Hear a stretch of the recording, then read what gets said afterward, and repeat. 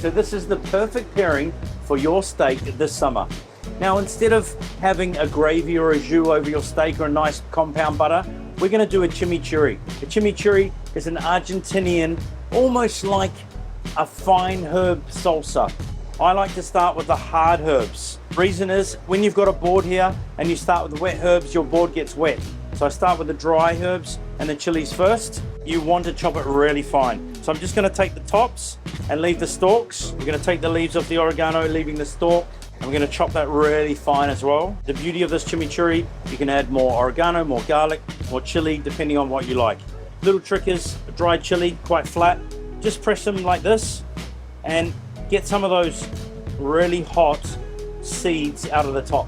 Nice fine chili. Now I'm going on to the wet ingredients. Parsley. I like to use the large leaves to cover the small leaves. This is a great little trick.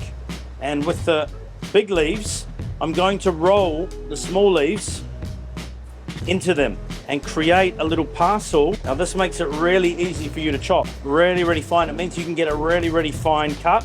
Shallot. This is an eschalot, little purple French shallot. So I'm going to cut that in half. As you can see, all these lines, the fibers of the onion, we're going to slice through that. So we're going to do these little incisions along. What that does, it means it's creating a little dice. So we want to slice the garlic cloves. There's nothing worse than having big chunks of raw garlic in your chimichurri. So slice really fine and then dice really fine. The chef's cut of steak, the Scotch fillet, we're going to get this really fine sea salt. If it's too big a sea salt, it's just going to fall off on the grill. So you want the super fine. Lots of black pepper.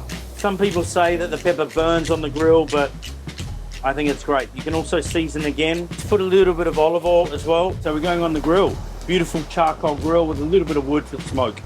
Okay, straight on. Oh, okay, you've got to be careful on your thickness of steak.